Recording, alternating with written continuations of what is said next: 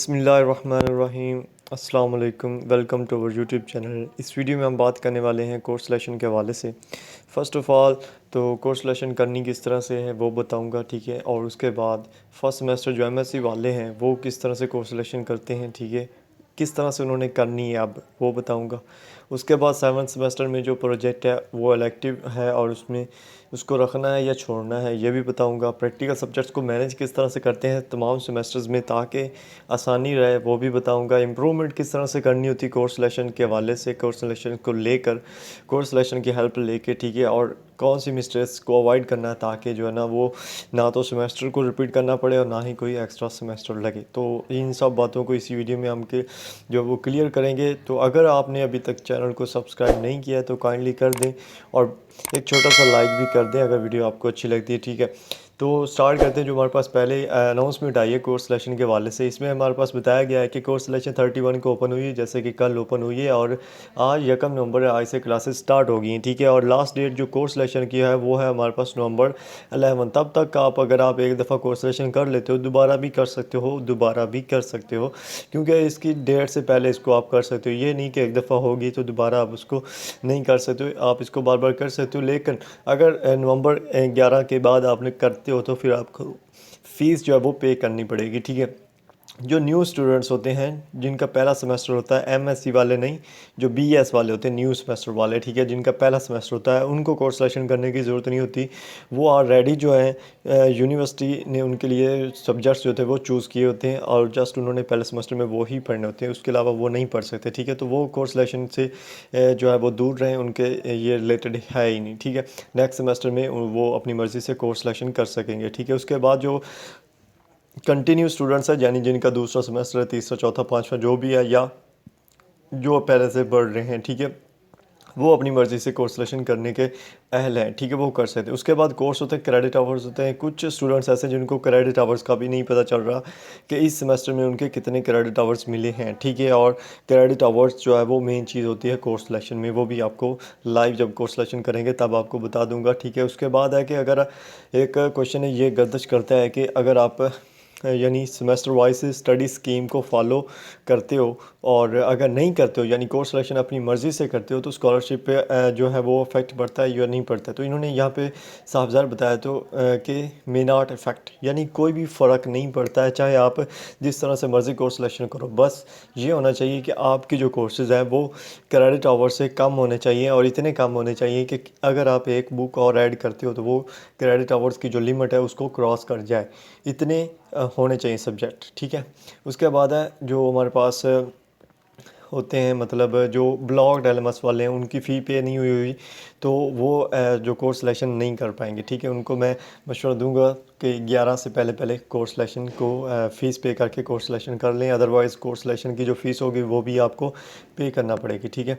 उसके बाद इम्प्रूवमेंट का मैंने आपको बताया कि बताऊँगा। तो इम्प्रूवमेंट के लिए यूनिवर्सिटी ने बाकायदा बताया हुआ है कि ऐसा जो भी स्टूडेंट जिसके लेस दैन बी यानी बी ग्रेड से कोई भी सब्जेक्ट जो है उसका ग्रेड बी से कम है तो वो उसको इम्प्रूव करने की आयल है और ये आपकी मर्ज़ी होती है इम्प्रूवमेंट करें या ना करें। मैं आपको सजेस्ट करूँगा कि अगर आपका किसी एक सब्जेक्ट में बी से कम है यानी डी ग्रेड है या सी ग्रेड है और आपकी बाकी सीजीपी जो वो बहुत अच्छी है, 3.2 इससे प्लस है, 3.2 से प्लस है, तो आपको करने की ज़रूरत नहीं है। जस्ट जो नेक्स्ट सेमेस्टर आने वाले उन पर ज़्यादा फोकस दें और उनसे जो है ना वो अपनी सीजीपी को अच्छा बनाएं, ठीक है। उसके बाद इम्प्रूवमेंट में भी फ़ीस होती है, ठीक है, आपको पर सब्जेक्ट जो वो फ़ीस देनी पड़ेगी, ठीक है। उसके बाद है कि जो फील्ड कोर्सेज़ होते हैं, ठीक है, वो आप क्वालिफ़ाई करने से पहले जो है ना उसको रिपीट नहीं कर सकते, ठीक है। जब आप क्वालिफाई करोगे आपका जो ग्रेड है वो बी से कम होगा तब आप उसको इम्प्रूवमेंट कर सकते हो, ठीक है। उसके बाद अगर आपको कोई भी इशू है, ठीक है, कोर्स सिलेक्शन के वाले से, तो तमाम प्रोग्राम जो एमएस कंप्यूटर साइंस के अलावा जितने भी प्रोग्राम है वो इस ईमेल पर या सपोर्ट सिस्टम के थ्रू जो है ना वो अपनी क्वेरी को डाल सकते हैं और ये आपको रिप्लाई भी करेंगे, ठीक है। तो यहाँ पे मैं एक चीज़ बता दूँ, जो लोग ये कह रहे हैं कि कोर्स सिलेक्शन नहीं करनी है जब तक कि ये रिज़ल्ट वाला इशू सॉल्व नहीं हो जाता, तो ये वीडियो जो है वो एग्जिस्टिंग स्टूडेंट्स के लिए है, सब के लिए है, मतलब जिनको कोर्स सिलेक्शन में प्रॉब्लम है। लेकिन मैं ये मतलब उनके हक़ में ही हूँ जो रिज़ल्ट के लिए आवाज़ उठाए हुए हैं। लेकिन कोर्स सिलेक्शन जो है वो एमएससी फर्स्ट सेमेस्टर वालों ने करनी होती है और उनके लिए काफ़ी ये एक मतलब न्यू चैलेंज सा होता है कि उनको पता नहीं होता किस तरह से करनी है, किस तरह से नहीं करनी। तो ये स्पेशल वीडियो तो उनके लिए, ठीक है। जो हमारे पास देख रहे हो आप, यहाँ पे जो क्रेडिट आवर्स हैं इस सेमेस्टर में, यहाँ पे तो यहाँ पे क्रेडिट यहाँ पे लिमिट दी हुई है उन्होंने बाकायदा कि 21 क्रेडिट आवर्स जो है ना उस वो आप सेलेक्ट कर सकते हो, ठीक है। क्रेडिट आवर्स जो होते क्या है असल में, ये एक बुक्स होती है जिसके क्रेडिट आवर यहाँ पे देख सकते हैं आप। ये जो बुक्स है इसके 3 है और इसके 4 हैं। ये क्यों है? क्योंकि ये जो नीचे वाली बुक है इसके प्रैक्टिकल है और कुछ सब्जेक्ट्स ऐसे होते हैं जिनका प्रैक्टिकल भी होता है लेकिन फिर भी उनका क्रेडिट आवर क्या होता है, वो 3 होता है, ठीक है। तो यहाँ पे आप अपनी मर्ज़ी से जो है वो क्रेडिट आवर्स चूज़ करके जो क्रेडिट आवर्स की लिमिट है उस तक के आप सेलेक्ट करके जो है ना अपनी कोर्स सिलेक्शन कर सकते हो। यहाँ पे कुछ स्टूडेंट्स ऐसे हैं जिनको ना यहाँ पे स्क्रीनशॉट मैं ऐड कर रहा हूँ, वहाँ उस तरह से ना सिर्फ फिक्स्ड जो सब्जेक्ट्स हैं वो शो हो रहे हैं, यानी 4 से 5 उनकी सिर्फ कोर्स सिलेक्शन में शो हो रहे हैं, ठीक है। तो उनको टेंशन लेने की ज़रूरत नहीं है। उसके लिए मैंने ऑलरेडी पूछा है तो वो कहते हैं कि ये अभी अपडेट हो रही कोर्स सिलेक्शन, तो जैसे ही हो जाएगी तो ये आप मतलब वो इस तरह से जैसे मेरे ये 9 सब्जेक्ट्स जो हो रहे हैं इस तरह से उनके भी 2 सेमेस्टर के जो सब्जेक्ट्स हैं वो शो हो जाएंगे, ठीक है। तो उनको टेंशन लेने की ज़रूरत नहीं है, ठीक है। अब यहाँ पे आप देख सकते हैं एक्शन का बटन दिया हुआ है। यहाँ पे मैंने क्या किया है कि मैंने अपनी मर्ज़ी से प्रैक्टिकल सब्जेक्ट्स चूज़ कर लिए हैं जो दोनों सेमेस्टर्स में थे, ठीक है। क्या करना है, इन दोनों सेमेस्टर्स में प्रैक्टिकल सब्जेक्ट्स मैंने चूज़ किए हैं और मैं इसको इस सेमेस्टर में कर लूँगा, ठीक है। जो नॉन प्रैक्टिकल सब्जेक्ट्स इधर से बचेंगे और जो नॉन प्रैक्टिकल सब्जेक्ट्स दूसरे 5वें सेमेस्टर से बचेंगे वो मैं क्या करूँगा 5वें सेमेस्टर में रख लूँगा, ठीक है। ये एक टिप्स भी है कि अगर आप प्रैक्टिकल के लिए जा नहीं सकते आसानी से, मुश्किल है, तो आपने क्या करना है एक सेमेस्टर में सारे प्रैक्टिकल रख लें, एक में सारे नॉन प्रैक्टिकल रख लें, ठीक है। इससे आपका क्या होगा एक तो टाइम बच जाएगा, दूसरा जो है वो एक सेमेस्टर में प्रैक्टिकल हो जाएंगे, दूसरे में नॉन प्रैक्टिकल हो जाएंगे और काफ़ी जो वो बचत हो जाती है। ये कोर्स सिलेक्शन का फ़ायदा भी है, ठीक है। तो आप प्रैक्टिकल मैनेज किस तरह से करना होता है, तो यही वो तरीका जिससे आप प्रैक्टिकल्स को मैनेज कर सकते हो बहुत ही अच्छे तरीके से, ठीक है। प्रैक्टिकल्स को आपने ना कंफर्म कर लेना है पहले कि कौन कौन से जो सब्जेक्ट्स हैं वो प्रैक्टिकल है। तो आप ग्रुप भी ज्वाइन कर सकते हो, वहाँ पे भी आपको गाइडलाइंस मिल जाएंगी, ठीक है। उसके बाद आपने क्या करना है, इनको जैसे ये है इसको मैंने ये ऐसे किया, मतलब ये एक्शन है जैसे मैं आपको बताया 5 मैंने सब्जेक्ट्स चूज़ किए। इनकी क्रेडिट लिमिट जो बनती है वो 19 है, जो पहले लिमिट दी हुई है हमारे पास वो 21 है, मतलब 19 है, ठीक है। 21 से कम है और अगर एक कोई भी एक सब्जेक्ट इसमें ऐड करते हो तो ये 21 से ज़्यादा हो जाएगी। तो ये मिस्टेक नहीं करनी, ज़्यादा करने का फ़ायदा नहीं है, ना ही ये काबिल कबूल है, ठीक है।